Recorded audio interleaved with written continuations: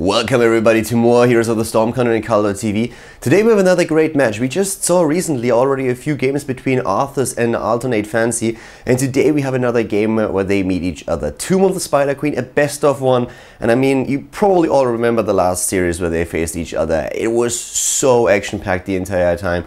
Both of the teams have the reputation to be very aggressive, and they are going to showcase that again, of course, today. In this game in particular here on Tomb of the Spider Queen, we have also an interesting team composition, especially for Team Arthas, because they decided to go into Azmodan again. And you might remember that they've been using this strategy, especially against Team Liquid, a lot. And against Team Liquid, it didn't really work out for them. I think in the last few weeks they played 3 or 4 games against TL with Azmodan, and they always lost the matches, and mainly because Team Liquid, as I kept emphasizing, is such a great team against Azmodan in general, because they know exactly how to play it. But this time, Arthas is playing it against a different team. They're trying to run it against Alternate Fancy, and we're going to find out if Alternate Fancy is also able to take down the Azmodan strategy, or if against them it's going to be a bit more successful.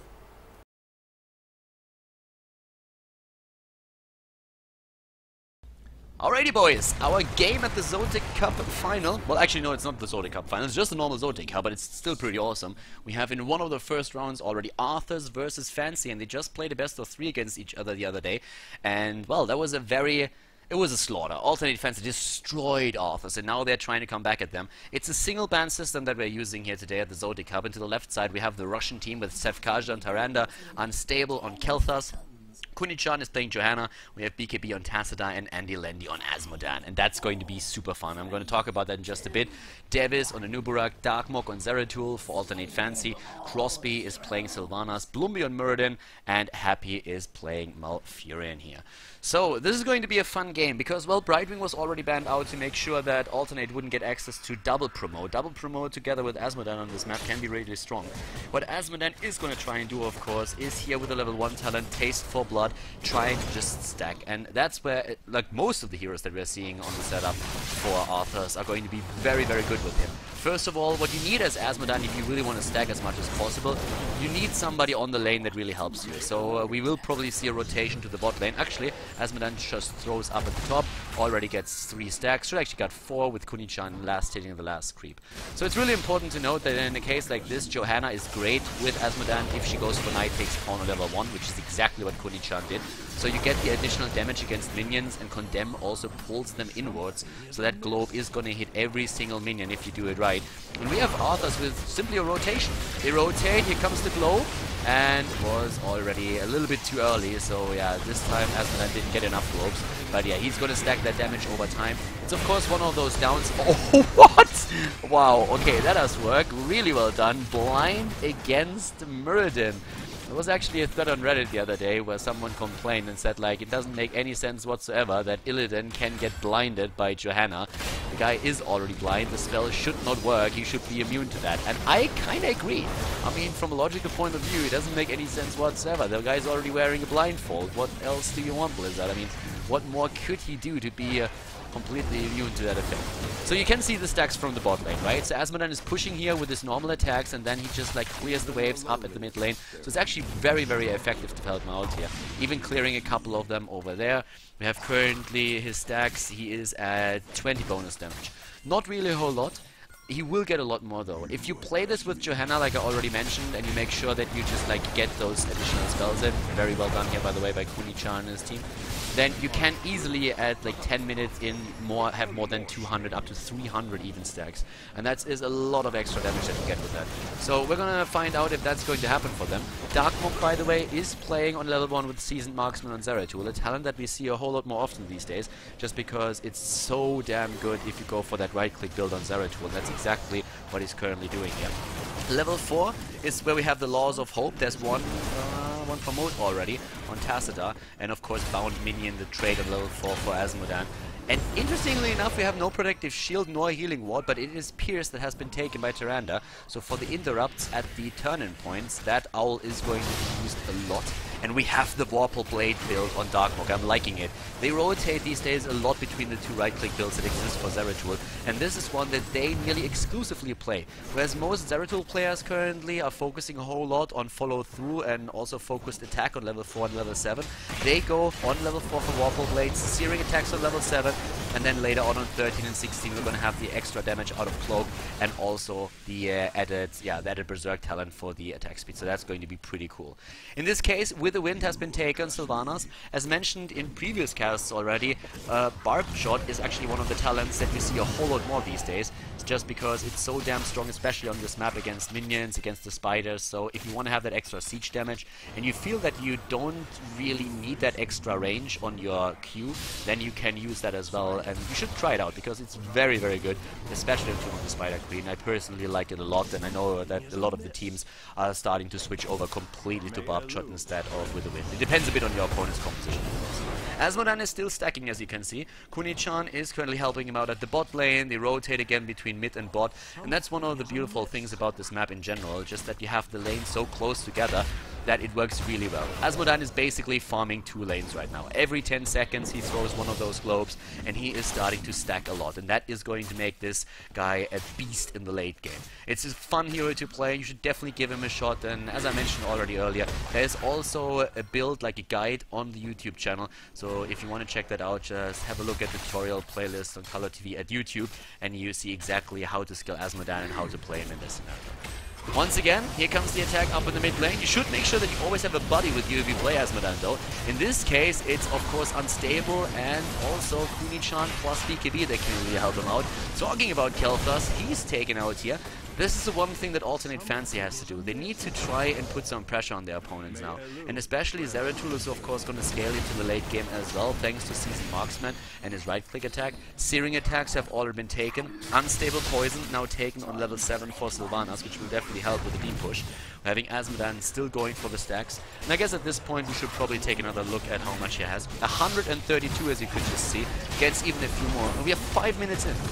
Just on a side note, we are 5 minutes in, a kill against Malfurion now as well, but Andy Landy already has at this point 140 stacks. We are 5 minutes into the game. He's just preparing the waves right now, attacking the back line, and he's going to try and get that in again, and there it is. Boom, and that's another 8 damage for him already.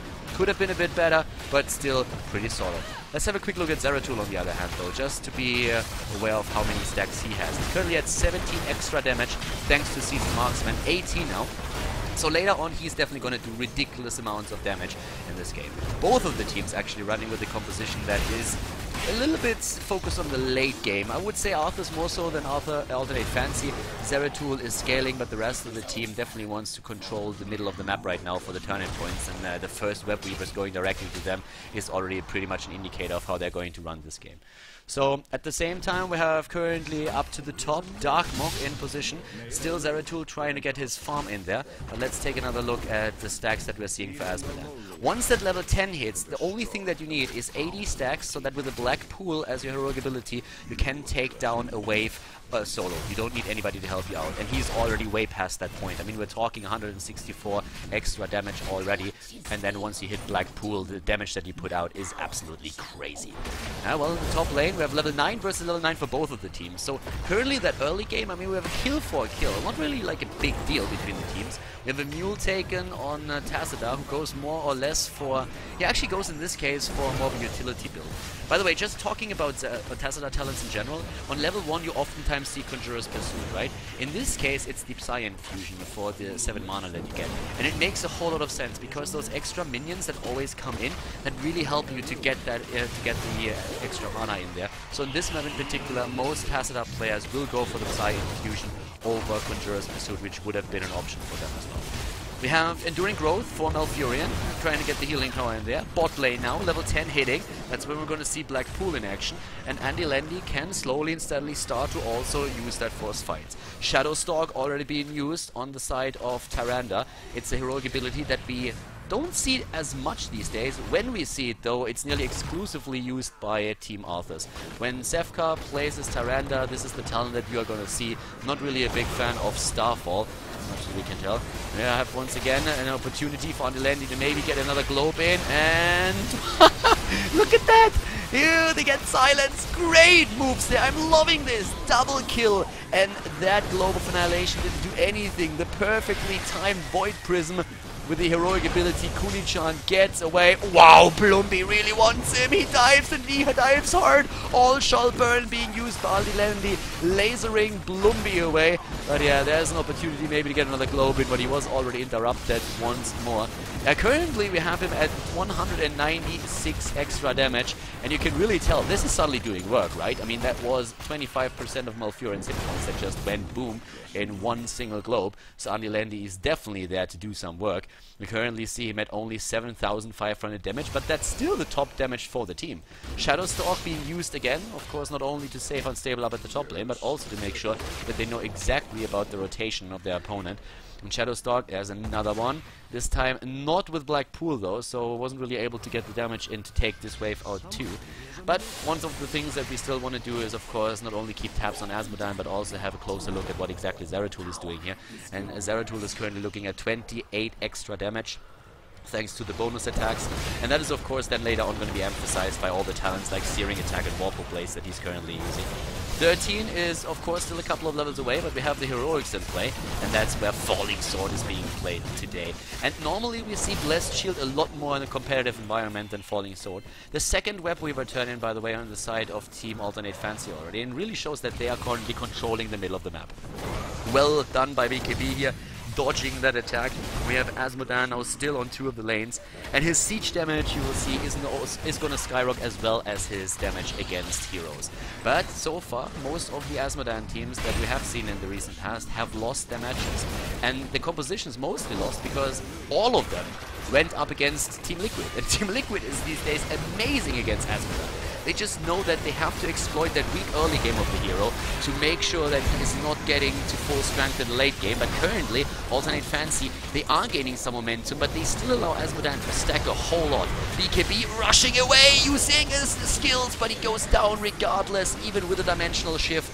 A bit more damage for Azmodan, who just pushed that in with another quick globe, and he's currently at 13,000, taking the top damage for his team. And getting another one in as well. I mean, just look at Sylvanas, how she dropped in hit points here, but they have to protect that key. Good kill against Anubarak. He was on the wrong side of that gate. And then in regards of heals, we're having, by the way, also only Tyrande and Tasta. It's one of the things that I got a bit carried away, and I really apologize for that. It's one of the things that I didn't really talk about just yet. Whoa, the owl in the face! Zeratul is taken out by the owl. Oh, that was good. But yeah, I didn't really talk about it too much yet, and I apologize for that, but I really like the compositions that we're seeing here with that Zeratul build with Season's Marksman, and also that focus on Warple Blades and Searing Attacks and Azmodan. We don't have a dedicated healer for Team Arthas, and it's actually something that they played in the past, and well, they experimented with that of course a lot more. But they have 2 heroes that can still help them out with support, and one of them is Tassadar, the other one is Tyrande. And Tyrande now level 13 gets Overflowing Light, so she will be able to get a lot of the healing numbers out. Another really important fact is that in this case, we really see that they don't teamfight too much, right? In the early game, when healers are not really all that strong just yet, what they were doing is just rotate between 2 of the lanes and trying to get their kills in with the overwhelming power that they have. But now they're starting to play a bit more of a passive game. They allow Azmodan to just get his stacks in, they allow him to get his damage, and now that they have level 13, they can use Tyrande as a healer. And if you do that really well with Tyrande, you can really get a lot of numbers out. You don't have an escape, which is always a bit of a problem, but so far they've been doing well. We have 3 kills against 4. They have a bit of a problem going into the mid lane and really contesting these turn-ins. Once again, the Red Weavers are descending, but they're still stacking the damage on Azmodan, and we're having Relentless now used on him too. You could go for the March of Sin on level 13, which allows you to move during the All Shall Burn, but they decided to not do that. Azmodan is, by the way, now up to 270 stacks, so they have a lot. They really have a lot of stacks here, 12 minutes in. Could be more, to be honest with you, but it's still a very, very solid performance thus far. Darkmob down here, he's at 38 extra damage on his Zeratul. In terms of damage overall, let's take another look at that. Oh, they're trying to move in, and well, with Shadowstalk trying to lay that trap, and they go straight for the kill. Azmodan moving in, another good glow, but it's not enough. Even with the Phoenix, they don't get the damage, and this is a great Void Prism once again. Here comes the sword, though, jumping in. Kuni-chan with the fallen sword is going straight for it, and at this point, Arthas is struggling. They're losing another hero. Johanna is dead. Andy Landy moving in again with one of these Orbs of Annihilation, and just look at his damage. He has 23,000. That's the same amount of damage that Sylvanas was able to put out through the game so far. Very well done by Andy Landy, but just not really enough to threaten the opponent's team. On level 16, we're of course going to see a massive power spike for Unstable, and I guess that's really when they are going to start doing a whole lot of work. Once that you have Phoenix, Flame Strike, and then also Orb of Annihilation coming into play, that's a lot of AoEs that you can use against your opponent, but they have to try and defend their keeps until then. And it looks like we're having Alternate Fancy already going for boss up here. They're waiting for the Web Weaver to be taken down, and then they are going to try and take the boss as soon as it appears, and there it is. It's level 16. We have still the team roaming, and they could definitely find out what's going on there. Shadowstalk being used again, the heroic ability on Tyrande to make sure that they get vision of what's going on here. And of course, watch the numbers of healing that we're seeing for Tyrande, by the way, a bit. 7,500. They didn't really get an opportunity to use that healing with Overflowing Light a whole lot yet, but that will definitely come into play. 16, that's where we're having now Berserk taken. Ah, the Fallen Sword. That is unfortunate for them. BKB is dying, and it looks like this is also gone. Nope, Fallen Sword is actually able to get away. And yeah, Kuni-chan moves back. Level 13, Wormhole was taken still. Sometimes we see a bit of a different talent taken. Oh, that damage! Look at the damage on Azmodan. I mean, by now we have him on 328 extra damage, and it's really starting to show, right? I mean, this guy is starting to get some serious work done with these globes. Bot lane, that's where we had apparently Kelthas starting to do his thing. Once again, checking if there's maybe somebody up at the boss trying to take that. And yeah. There's once again Kuni-chan not really preparing the wave. By now his Knight takes pawn causes him to do a lot of damage and take down most of the wave immediately. Talking a little bit about the build that we're seeing on Johanna in general. Shield Glare here on level 1 so that you mark your opponent. And yeah, that's actually an interesting talent to take there. I mean, if you do that and combine it also with your, well, with of course Global Annihilation, any type of spells that you have there, can do a whole lot of work. Shadowstalk is really in this case a talent that allows them to judge the position of their opponents every single time. The damage on Azmodan is getting really scary. He's like doing 1,100 damage now with a globe once that he uses his black pool, and that's of course what they really bank their hopes on. Talking about damage in general, let's look a little bit at Zeratul. He's at 13,000, and now with all that seasoned marksman that he has, with all these stacks, he's just going to continue to do that damage. And a lot of the damage is also single target damage, which is of course a little bit better than if you just like get the AoE in. Up here at the top lane, whereas Azmodan is all the way back here, safety, and still farming. Didn't really get all of that though, so yeah, not really in a position where without the black pool he can solo one of these waves. But we're talking about an extra damage of 376. It's capped at 500. 500 is the maximum that you can get. Level 16 is now ready. Again, another wave taken, but he needs to have his black pool for that. And yeah, so without black pool he's not going to be able to get those. Ranger was taken, which is actually really nice. It synergizes very well with Pierce, of course. And once again, there's like another storm. He needs to use his black pool. I'm actually a bit surprised that he doesn't do it. You have 2 stacks of that anyways. Sacrificing one of them shouldn't really be a big issue for them. But Andy Landy also knows that he only needs a few more stacks, and then he's going to be able to take those out easily. And yeah, there it is. So by now he doesn't even need black pool anymore to kill one of these waves. We have Blessed Hammer taken, another condemned talent. And are they gonna go for it? Yep, and boom! The damage is real, and they are just trying to poke here. As long as the boss is alive, they don't have to really commit to anything. And Azmodan can just like poke, as well as of course with Flamethrower and Ignite his good buddy Kelthas. And both of these, like, this is getting really scary. That poke is just so... Look at the damage before the fight even starts!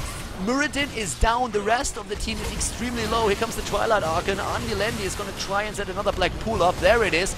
1,250 damage per globe. They are really starting to do work with this. And just look at the numbers. Azmodan is currently at 41,000 damage. And he's getting globe after globe in. He's actually off the mark here in this case, but he still gets the kill against Zeratul. And engaging against this, when you have the poke from Kelthas, the poke from Azmodan, is so difficult. BKB with the Storm alone, of course, also doing a whole lot of work there. We haven't even talked about the siege numbers, by the way. Of course, Sylvanas has 125,000, especially with Unstable Poison. But look at Azmodan. Azmodan has 160,000 already. Like, this guy is a beast at this point. And in terms of stacks, let's look at it again. We are having 424, make that 426. So he is very, very strong already. And this is really the time when it becomes very scary. And if you've been watching the videos that I put up on YouTube, then you know how well Team Liquid dealt with the Azmodan combinations that we saw from Team Arthas in the past. And seeing them going up against a different team just showcases once again how amazing Team Liquid is against Azmodan compositions. How well they do against such a strong comp. And in this case, Alternate Fancy just doesn't have that same level of composure and experience against this particular team compositions, and it really shows. The Russians are getting they get the damage in. They get damage the entire time. We have 456 stacks already. He is close to getting the maximum number, and then he's just gonna take those every single time. Again, the damage. Boom. Oh, dodging the Wailing Arrow, getting healed. Look at that heal on Tyrande, by the way. Tyrande really getting the works in. 13,000 heal right now, and oh my god, that damage on Azmodan. That is crazy. Here comes the falling sword, and Azmodan should have the cooldown ready. Oh my god, with Condemn! With Condemn, the kill against Malfuro, and he's trying to laser Blumby to death. Doesn't get that, but at least they get a Nubarak, the counter kill against Tassadar. And Andilendi, does he hit the 3-pointer? Yes, he does! 3-point, Andilendi scores. Azmodan is back again, and down goes Sylvanas. Level 20 now, and up to the top, Blumby is just rushing away now too. Azmodan, oh my god, that was close. Azmodan is currently at 460 stacks, isn't even at 500 yet, but that damage is insane. Blumby gets away, well played, nice jukes. Azmodan is not gonna, oh, is he? Oh! So close, but wouldn't have killed him anyways. So yeah, get dunked, son. That's what he was thinking there. They get the first keep, and you can really see how this game has suddenly turned. We have Blink on Azmodan to get out of precarious situations if maybe Zeratul gets a bit too close. Talking about Zeratul, let's focus on him also. 55 extra damage on his build, which is actually pretty significant. 55 is really good if you're running Seasoned Marksman, but you just can't compete against the late game Azmodan. And keep in mind, if Kunichan goes in with a Condemn, right, and puts everybody together like that, and Azmodan lands a 4 or 5 man blow, that is like 5,000 damage that you do, that you just like put on your opponent instantly. It's even more than that if you hit all 5 of them. The damage numbers, to give you a bit of an idea what we're talking about, 60,000 on Azmodan. Khaldor alone has 50,000 by the way, just to give you a bit of an idea what's going on there with that Flame Strike and that Ignite. And Andilendi is going to hit another one. And just look at that range that he has on that thing. It's just absolutely amazing how much damage you can really do in a situation like this. The stack count right now for Azmodan, he is not at 500 yet, but he's getting very, very close. Got even more damage in, and it's just that poke, you know, it's not really that engaged. They don't engage into a battle. They don't say like, okay guys, let's rush them and jump them. No. Oh my god. Instead, they're just saying like, yeah, well, let them come. Let them come. We just poke with Flame Strike, we poke with Globe, and once we are there, we're going to be able to take them down. Once again, here comes the move against Andilendi. Blinks away. Tasta eats the stun that was meant for Azmodan. What a guy! Then goes down, dies to the death, and well, we have also again Azmodan with another opportunity. Did a Globe. Phoenix didn't do a whole lot here. Kill against Tyrande. That didn't really hit. Oh my god. Like, well, buddy, this does not bring you into the NBA. And Alternate Fancy, they're coming back into this. They're in a really good spot right now. They're trying to take down a keep, and that's the first keep that they're going to kill here. Once again, the hit, and well timed with that Condemn. A lot of damage. They're trying to take down Devis, and the laser takes him on. All shall burn. Azmodan, how often did I kill that guy in Diablo 3? But in this game now, he is turning into that monster that we all thought he would be when we first encountered the boss, and then we were all disappointed because he was just a big punching bag and nothing else. But over here, he is doing work, and I can tell you one thing. Alternate Fancy, they are scared shitless right now, and of course they are, for good reason, because at this point, every single time there's a globe on the screen, they're just like, oh my god, am I gonna die right now? So far they've been doing really well though. I'm liking this game. It's 9 kills against 11. I've been hyping that Azmodan a bit, but I'm really excited about this. And of course I should also talk a bit more about our good old friend Zeratul here with 58 stacks by now. Also starting to get a lot of damage in. And let's not forget that we do not have a dedicated healer. Malfurion has 114,000 heal for his team now. 114,000. We only have 31,000 on the opponent. 32 maybe. So in this case, without a healer, they play this game, they play it well. It's just the composition for which it works it's just so well. If you have a composition like that, you can really run this build. In any other composition, they would have had a huge amount of problems with no heal. But because they try to stay at a distance to poke, get the opponent low before they actually engage into a battle, it works extremely well for them. So right now, we're having 500 stacks on Azmodan. Azmodan is on the full stack number at this point, and this is going to get ugly. Double Owl up at the top here, dishing out some extra damage, and Tyrande is currently at 38,000. But Azmodan is at this point, of course, easily surpassing Kel'Thas. Even with Ignite on level 16, Kel'Thas just doesn't have the damage that Azmodan has here, and he can't really be sniped out just now. So this is super, like, imagine yourself on Team Alternate Fancy right now. Imagine how annoying it is to engage into this. To try to find an angle where you can really start to take down Azmodan and engage against this team. It's a nightmare.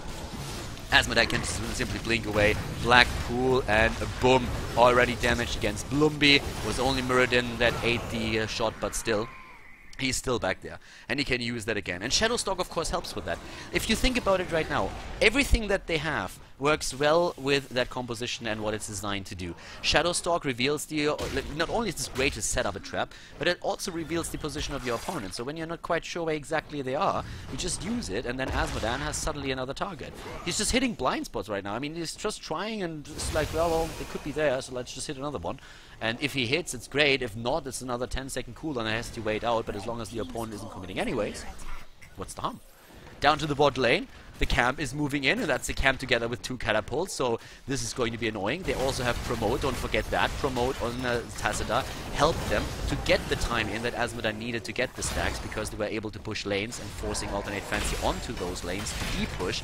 And right now, this is just exactly... this is actually like really great if you want to play with an Azmodan composition. This is a great game to see how it's done. Doesn't mean that they're going to win this game. So far, Alternate Fancy has done a great job. They have been doing really well. They killed that keep also earlier in the mid lane. They could still win it if they can engage into a battle and take down Azmodan and maybe also Kel'Thas. But it's still showing exactly how an Azmodan comp has to be played. You have to be patient, you have to be cautious, and you have to realize that your strength is in the late game, which is exactly what you're aiming for. Once again, the attempt to take down Blumby. Oh! That's nearly 2,000 damage that he gets in with a single globe. And Muradin is that 85,000 damage on that bad boy. And look at his siege. 231,000. He didn't die once in this game so far. And, well, they have to wait for Muradin to come back. And that's, of course, an opportunity that the Russian team is going to take. Another shot always coming in. And Alternate Fancy, they have to wait for Muradin. They can't do anything here. They expose themselves to those dunks the entire time if they're not careful. Level 20 talent gave extra damage also to Zeratul. I don't think we mentioned that before, with Nexus Blades here. And yeah, this is going to get pretty ugly. It is already a really ugly move there. Blink, I personally like it a lot. Again, a hit up at the top. It's just like de-pushing the lanes. Just like saying, like, alright, I'm just going to de-push the top lane. Look at the minimap. All of the lanes are pushing so strongly against Team Alternate Fancy. It's map control that you get with this. Oh, and another 3-pointer right there. Hitting that shot, dishing out even more damage, putting them in a very, very uncomfortable position here. The Web Weavers are descending now, level 22 versus level 22, and he's just nuking the gate now. He's just nuking the gate at this point, saying like, yeah, okay, I'm gonna get my damage in against the gate, I don't care. That's 2 towers in the gate that I can just relieve of with hit points, and that is working extremely well. So right now we're having 2 teams still trying to find a bit of an angle. For Alternate Fancy, it's just the approach, like how do we get close enough to take this down? When do we jump in? And if they don't hit the right spot, they are gonna be in trouble. Again, oh, okay, this is doing work. Didn't do as much as I thought. We have, of course, looking at the talents again on level 13, which is really important here, Life Seed. Life Seed helps Malfurion to get the healing numbers out, as well as, of course, Tranquility itself. But that also means that he can now just start to heal all the time, and this is also one of the main reasons, by the way, why he has such an insane amount of heal. When was the last time you saw Malfurion with 137,000 heal? Once more, he's trying to nuke the keep now, and they have to jump in at some point. This is like the big problem that they have now. This is a bit, I don't really want to call it a checkmate position, but it's definitely one of those spots where you have to say, okay guys, we have to grow some balls at some point. We have to grow a pair, because right now, just sitting there, we are sitting ducks, and we are going to be taken out if we don't do anything about it. We need to make a move, we need to risk something, and apparently, are they going to go for boss? I don't think that they can. That's a very ballsy call there. It's more like, I think they are going to go for a trap maybe. They're going for Azmodan, he blinks away, and Darkmonk in the last second before that blind, and also that potential like gravity lapse hit him, moves away there. Oh yeah, happy, heals himself here. He's at 144,000 heal. Azmodan has a 100,000 siege damage.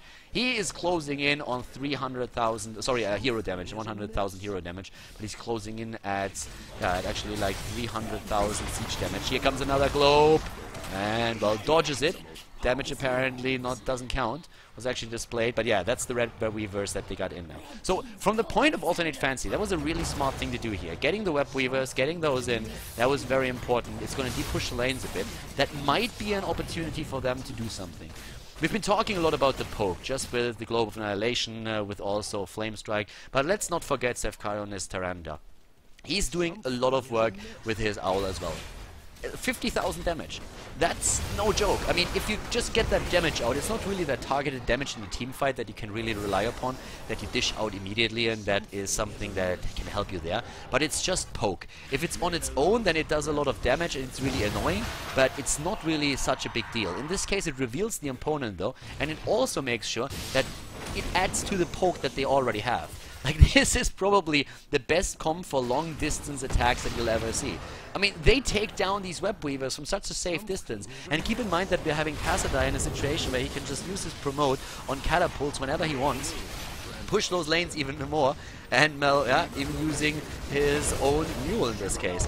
Down to the bot lane, that's where they're trying to make a stand here apparently. The last set of web weavers is currently moving in, and boom, another 1,500 damage, and they're trying to just take down these structures, at least for now. There's a Phoenix, more zoning, even more, and well, the spiders are gone. Another 3 hero hit that we're seeing from Azmodan, and we are at level, we're level 23 for both of the teams, 30 minutes in. And the top lane is pushing very, very hard. There you can see Promote still being active on those spiders at the front lane. That's of course also Azmodan helping out with that. And it looks like they're going to go for boss. It's a gutsy call. It's a very ballsy one. And Azmodan says like, hey, yeah, of course, no problem. Just go for boss. That's fine. Because, well, that's a very small area. I can hit that. And I'm going to do that right now. Azmodan, here comes the owl. Azmodan with another globe. Oh, and the double kill, the triple kill. Oh, condemn Phoenix. Yeah, the throw pit once again is doing its thing. One more globe hitting. Oh, they were asking for it, weren't they? They got frustrated and they were just thinking like, oh my god, what exactly are we supposed to do here? Azmodan blinks in and Muradin runs away. When was the last time you've seen something like that? Here comes the black pool, and alright, he doesn't know where exactly he is. Bloomy was able to juke him out there. But yeah, that was something. 120,000 damage, 300,000 siege damage. There's the GG already called. And well, ladies, that's it. Azmo Bro, he wins the game for Team Arthas. Harrison Jones is proud. GG, and Arthas advances over Alternate Fancy here at the ZOTAC Cup.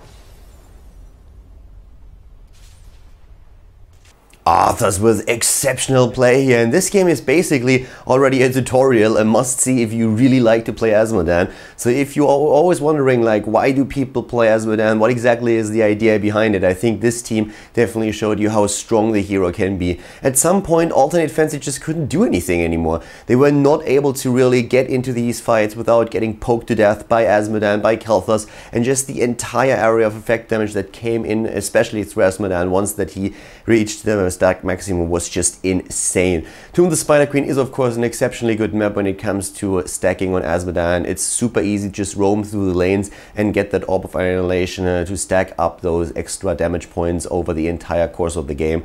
Arthas did a great job at that. They played it really calm, collected, took their time, and they made sure that they in the late game had a massive advantage over Alternate Fancy. So great game by Team Arthas here. Congratulations to the victory and for them advancing through the tournament, of course. Alternate Fancy Fancy this time not able to take the Russian team down, but we are definitely going to see more games between the two of them. I hope that you enjoyed the video. I definitely enjoyed the series and the game, and to see Arthas this time prevail with their strategy. If you did too, then put a thumbs up on the video and make sure that you also drop a comment in the comment section. Guys, thank you very much for watching today, and I'll see you next time with more Heroes on the Storm here on the channel. Bye bye.